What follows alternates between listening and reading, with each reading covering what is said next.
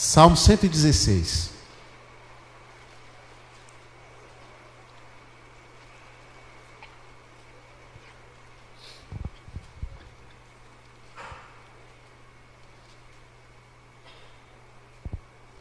Vou pedir à igreja para me ajudar nessa leitura então.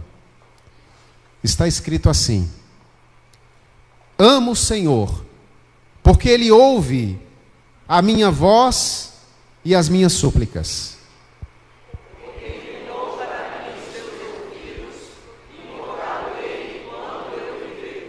Laços de morte me cercaram, e angústias do inferno se apoderaram de mim. Caí em tribulação e tristeza. Então invoquei o nome do Senhor. Ó Senhor, livra-me a alma. Compassivo e justo é o Senhor. O nosso Deus é misericordioso. O Senhor leva os simples, acharam que obstáculo e Ele salvou. Volta, minha alma, a teu sossego, pois o Senhor tem sido generoso para contigo.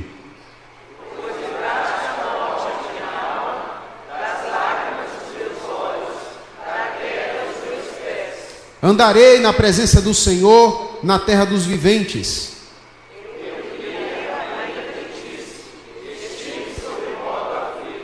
Eu disse na minha perturbação: todo homem é mentiroso. Que darei ao Senhor por todos os teus benefícios para comigo. Ainda os versos 13 e 14. Vamos juntos? Tomarei o cálice da salvação e invocarei o nome do Senhor. Cumprirei os meus votos ao Senhor na presença de todo o seu povo. Meus irmãos, gratidão. Que palavra maravilhosa. Gratidão é algo que mexe com a gente. É algo que leva a gente a ter umas reações que a gente às vezes nem espera. E se a gente for precipitado demais, a gente acaba se comprometendo demais no momento que o nosso coração está muito grato. Porque a gente quer retribuir, a gente quer fazer algo em troca, né? Mas é tão bom quando a gente tem um tempo para respirar, um tempo para pensar e de fato fazer aquilo que deve ser feito em atitude de gratidão. E nós estamos diante de um texto de gratidão, de um salmo de gratidão. Nós não sabemos quem escreveu o Salmo 116. Há quem diga que foi o rei Ezequias, de Judá. E pelo que a gente tem ouvido nas últimas pregações sobre Ezequias, então, se foi ele quem escreveu, explica muita coisa, algumas palavras inclusive que são colocadas aqui, inspiradas pelo Espírito Santo. Como aquele homem teve o livramento de Deus, como ele pôde agradecer a Deus em vida, obviamente, por tudo aquilo que o Senhor fez por ele. O fato é que este salmo tem tudo a ver conosco, tem tudo a ver comigo e tem tudo a ver com você, porque nós temos muitos, mas muitos motivos para agradecer a Deus. Se você pensar bem, se você colocar a cabeça no travesseiro, você vai se lembrar de tanta, mas de tanta coisa que Deus fez na sua vida, que faltarão palavras para que você agradeça. O que faz um coração grato a Deus? Um coração grato a Deus, meus irmãos, o ama, apesar das circunstâncias. Vamos repetir essa frase? Quem pegou? Um coração grato a Deus o ama, apesar das circunstâncias. Eu acredito que agora vai. Um coração grato a Deus o ama, apesar das circunstâncias. É isso que nós vemos aqui, de cara. Quem ama, declara de alguma forma. Acha um jeito de expressar. E o salmista começa o Salmo 116 assim: amo o Senhor. Amo o Senhor. Nós iniciamos esse culto cantando uma canção que falava do nosso amor a Deus. E cantamos outras músicas aqui, de louvor ao nosso Deus, expressando o nosso amor por Ele, porque quem ama, expressa de alguma forma. Quem ama tem uma razão para amar. E a razão do salmista está aqui. Amo o Senhor, porque, no versículo 1 ainda, na parte B, porque Ele me ouve. Ele me ouve. O Senhor inclina os seus ouvidos para mim, diz o versículo 2. E no versículo 3, especialmente nos momentos de angústias, o Senhor me ouve. Outro salmo, o 120, também começa assim: na minha angústia, clamo ao Senhor, e Ele me ouve. O Senhor ouve o clamor do seu povo. O Senhor ouve o clamor dos seus filhos, especialmente quando estamos em angústias. Quantas pessoas no mundo não estão em angústias nesse momento? Citamos aqui a situação de Israel, oramos. Quantas pessoas não estão em angústias lá e em boa parte do Oriente Médio? Quantas pessoas não estão angustiadas lá na Ucrânia? Quantas pessoas não estão angustiadas na Amazônia, nessa estiagem? Faltando água, quem diria? Quantas pessoas não estão angustiadas no sul do Brasil, nessas enchentes, nessas catástrofes naturais pelo mundo afora? Quantas pessoas angustiadas porque perderam seus entes queridos? Quantos de vocês, irmãos, aqui que nos ouvem na internet, não estão com o coração atribulado, não estão vivendo angústias nesse momento? E o salmista é claro: laços de morte me cercaram, e angústias do inferno se apoderaram de mim. Caí em tribulação e em tristeza. Ah, irmãos, a vida é assim. Ainda que o homem viva muitos dias e se alegre em todos eles, saiba que haverá dias de trevas, porque são muitos os dias. Há dias de festa, e há dias de luto, há dias de alegria, e há dias de tristeza. O que importa em tudo isso é poder contar com um Deus a quem amamos, que nos ouve. Eu amo, e eu tenho uma razão para isso. Você ama o seu cônjuge, por quê? Você tem uma razão. Você ama a sua casa, ama os seus filhos, você tem uma razão. Nós, filhos de Deus, o amamos porque temos razões de sobra para isso. A primeira delas, nós o amamos porque Ele nos amou primeiro. E o amor que temos para com Deus é uma correspondência desse grande amor com o qual Ele nos abraçou, pelo qual Ele se revelou, a saber, Jesus Cristo, o amor em pessoa. Nós o amamos. Nós o amamos. O salmista diz isso com todas as letras, do fundo do seu coração. E quando o amamos, meus irmãos, a despeito das circunstâncias, nós sabemos que Ele nos ouve, nós podemos falar com Ele, nós podemos clamar. As angústias colocarão à prova o seu amor por Deus, mas jamais colocará o amor de Deus em xeque. O amor que Deus tem por você, jamais. Deus nos ama. Deus ama a mim e a você incondicionalmente. Agora, aquele que ama de fato ao Senhor sabe que a coisa pode ficar difícil, mas o nosso amor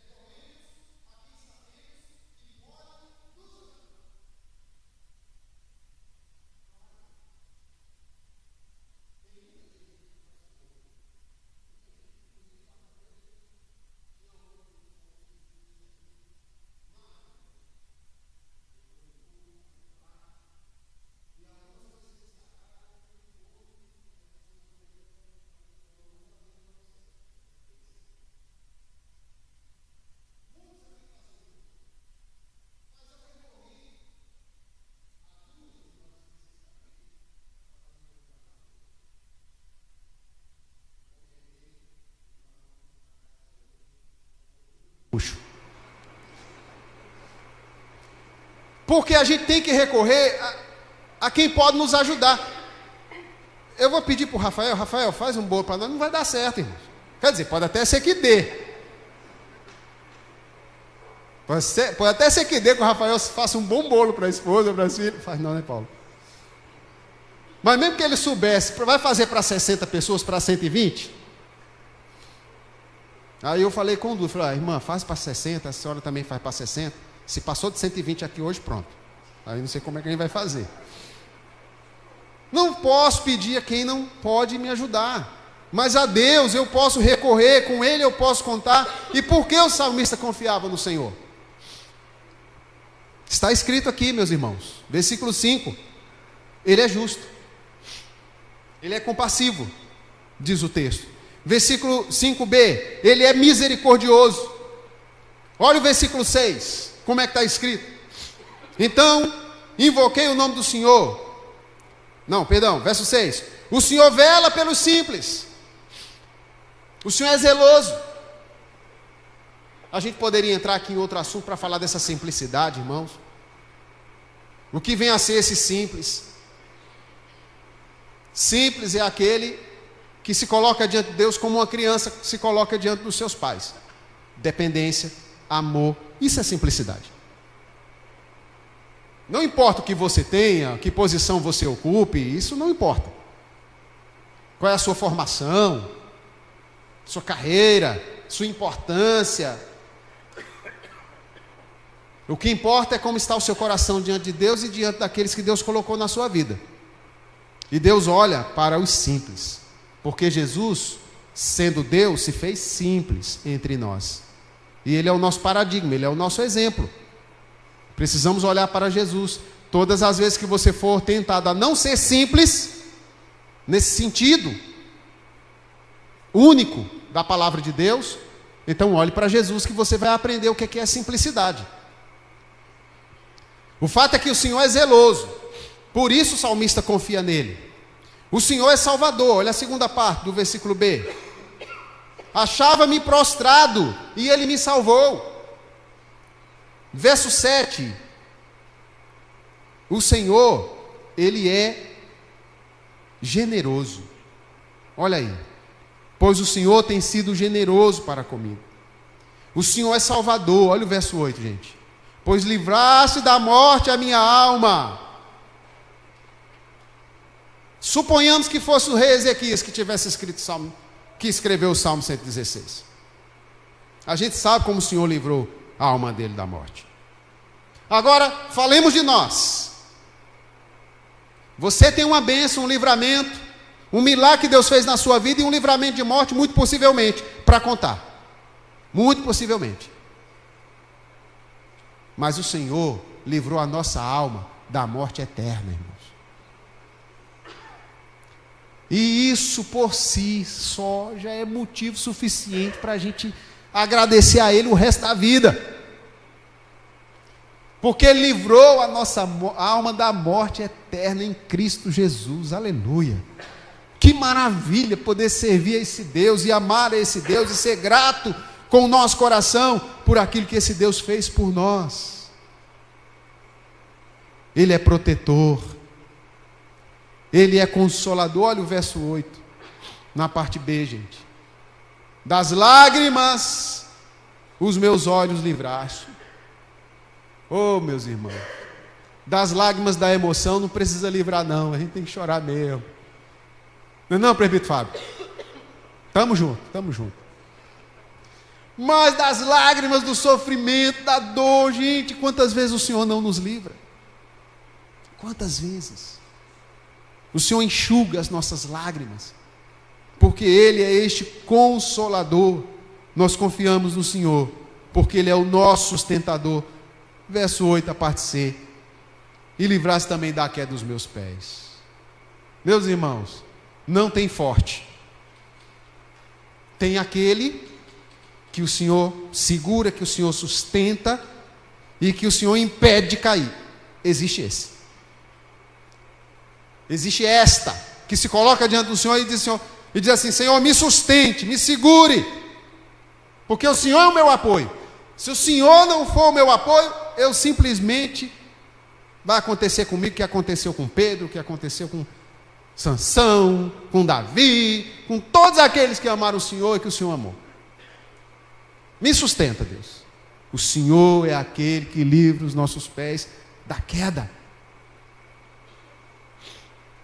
Ah, meus irmãos, é nesse Deus que nós confiamos. E Davi no Salmo 20, no versículo 7, ele diz: uns confiam em carros, outros em cavalos. Nós, porém, nos gloriaremos em o nome do Senhor, nosso Deus.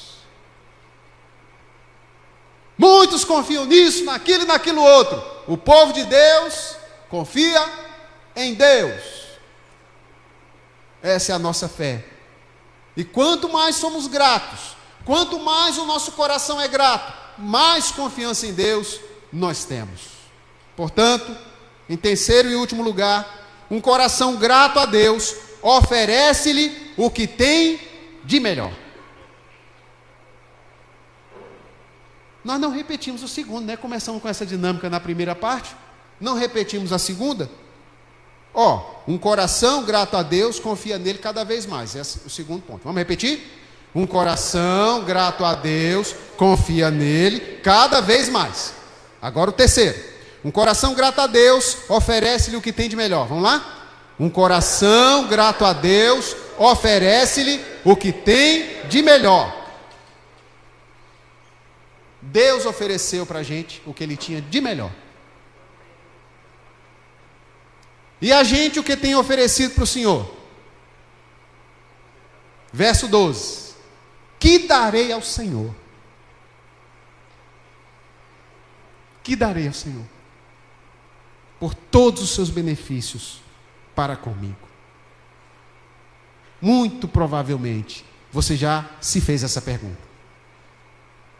Que darei? Que darei ao meu esposo pelo que ele tem feito por mim? O que eu vou dar à minha esposa por esse companheirismo?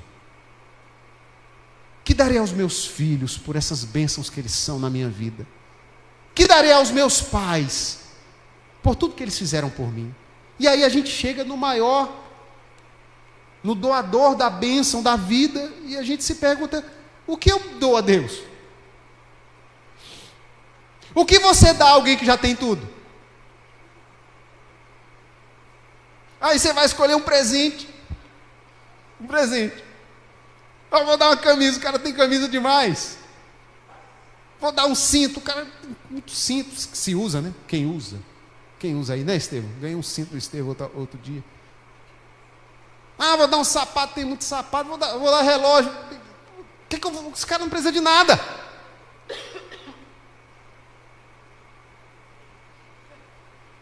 Uma pulseira. Essa eu não tinha. Bênção demais. Meu bem, essa aqui eu não vou perder não. Vou ficar esperto com isso aqui agora. Meu Deus do céu. Botei a pulseira, gente, que eu ganhei ano passado da igreja. E fui fazer trilha no mato. Perdi a pulseira. Essa aqui eu não vou perder não. Meus irmãos, o que é que a gente dá a Deus? Que já tem tudo. Deus que não precisa de nada, mas Ele quer o seu coração, a sua vida, a sua dedicação e um dar espontâneo. Não funciona com Deus a pressão. Deus não bota você no canto da parede, sabe? Deus não vai forçar você a fazer nada que você não queira. Mas quando a gente descobre o amor do Senhor, quando a gente começa a conviver com Ele, andar com Ele, e o nosso coração vai enchendo de gratidão para com Deus, não há outra reação do Filho de Deus, senão tentar retribuir em amor, muito embora de maneira bem limitada, imperfeita. Dá o melhor que você tem. Oferecer os seus bens, por que não? A obra de Deus precisa.